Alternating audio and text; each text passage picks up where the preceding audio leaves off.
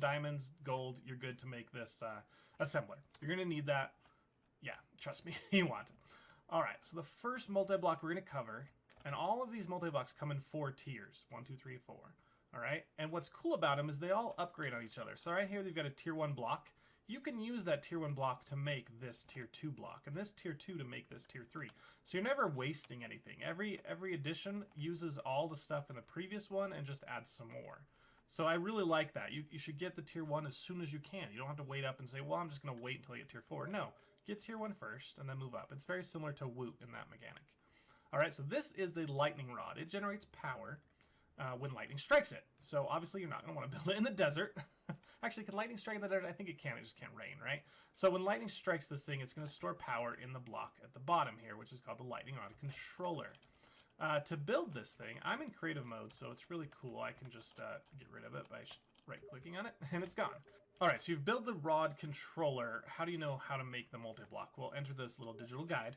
You're going to say, I want to build a lightning rod. I want to do tier 1. Here it is. It says, when this thing gets a lightning strike, it's going to generate 500,000 RF. That is pretty cool.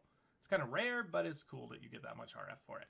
Here's the space required, and then it says you need 4 structure blocks. Tier 1 or above. You can use the higher ones if you want to. 3 lightning rods, and then 4 insulated lightning rods. You're like, okay, well, I'm going to craft all that and get it in my inventory, right?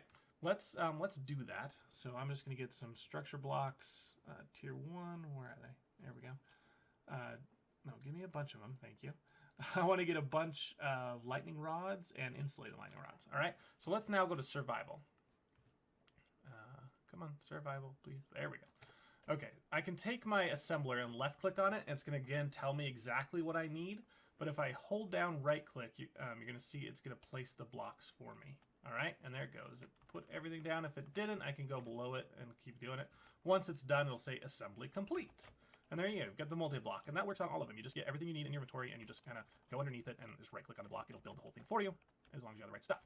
So that's cool. The lightning rod tier 1, tier 2, tier 3. If we go all the way up to tier 4, you're going to see that we are generating 32 million RF per strike. It's going to take a ton of structure blocks, lightning rods, and insulated lightning rods. And you can look at the recipes in NEI. But yeah, wow. It's really cool looking to put that on the top of a building or your base or something. I don't know, sticking out of the water. The only real requirement is that this tip, the very tip, can't have anything above it. You know, has to be able to see this guy, so lightning can strike it, obviously.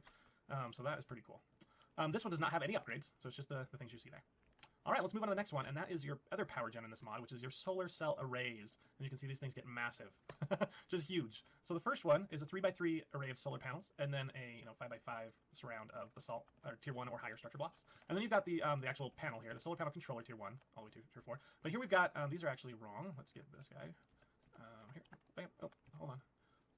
Back to creative mode. All right, let's put that there. No, that's wrong. There we go.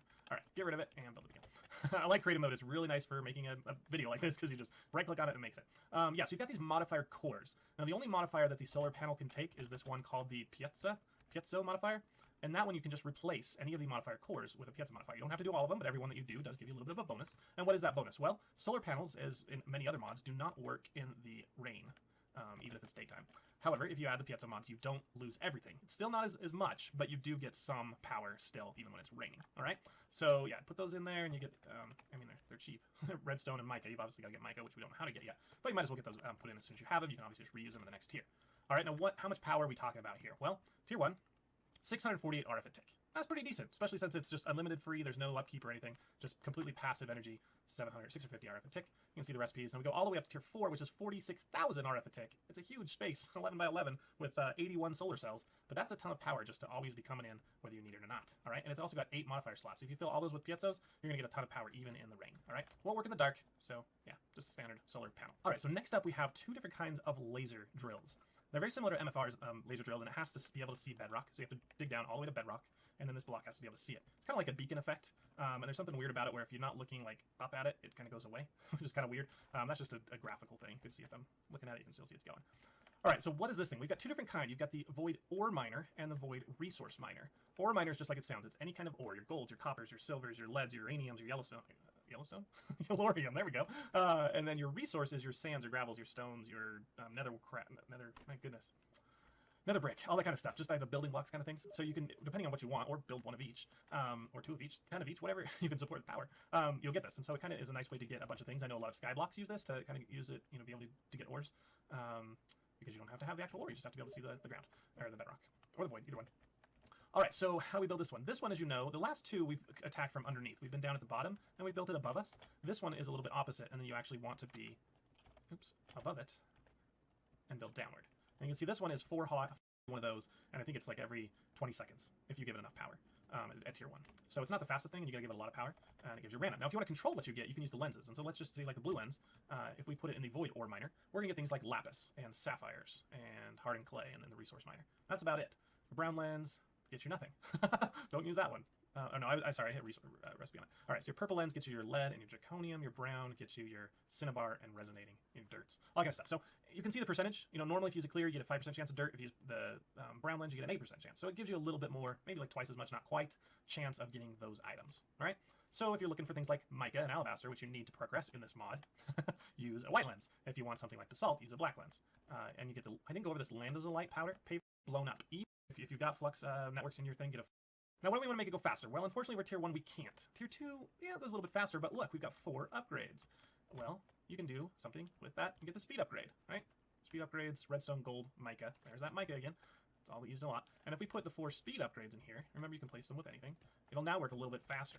So we can put that there, and get the creative power. Put a chest there. And this is going to go a little bit faster, not much, maybe. Oh, I don't think I've dug this one out. This one doesn't have a dug down to bedrock. Oh well. But you can see they get bigger and bigger, and the bigger you get, the more upgrade slots you get, and hence more speed modifiers you can put in them, until you finally get to the max one where you've got 12 upgrade or modifier slots for speed upgrades. Oops. I'll just put them all in just to see its max speed. There we go. All right, give this guy a lot of power. We're gonna look at that in a sec, how much he takes. And chest. There we go. Look how fast that is coming in. Oh my goodness, it's like a couple of seconds almost. We see we're getting zirconium, aluminum, redstone, cinnabar, everything. All right, we gotta stop that before it overflows the chest. Once you overflow the chest, it's gonna still keep using power. But yeah, it's not gonna give you any items.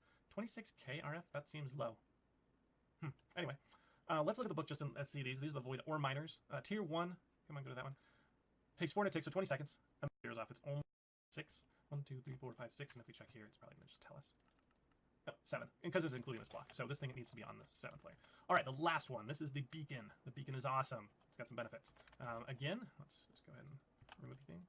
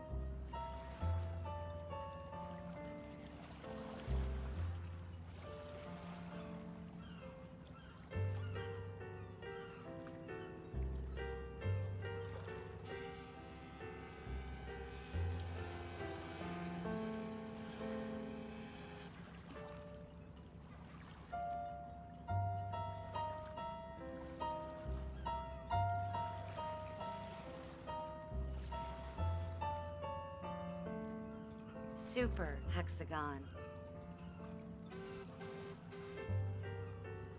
Begin.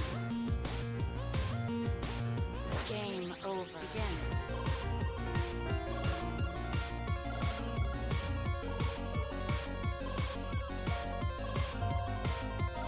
Line.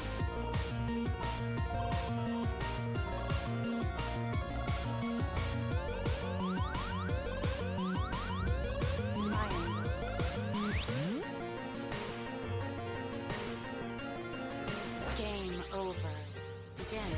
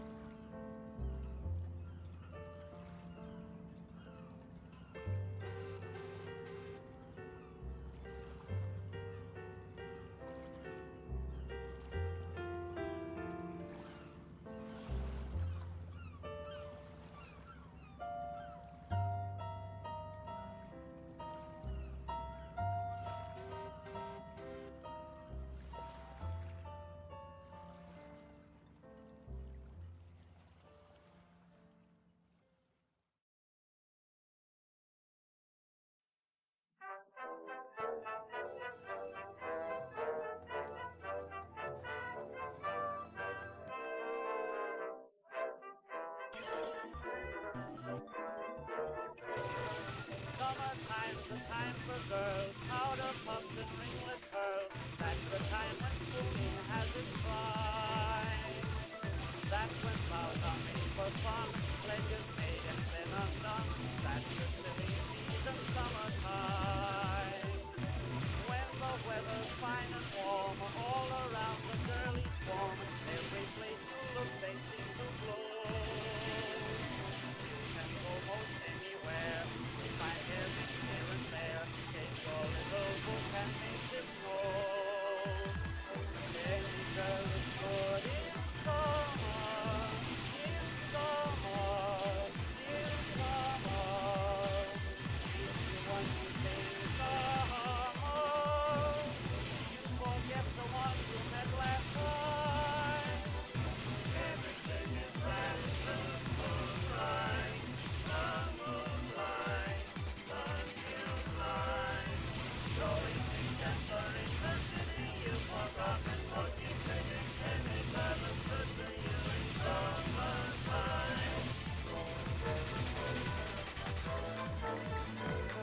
Every cat can find a deal. There's a mort for every bill. There's a crop of peaches all around. Summer girls can never last in the winter's chilly blast. In the winter days are seldom found. Take a balmy night so nice, girlies won't resemble ice, for the weather thaws them quite a bit. Can't talk of anything, but mention wedding rings, then say no and get away with it. Any girl is good in summer, in summer, in summer. If you want to sing summer, you forget the one you met last time.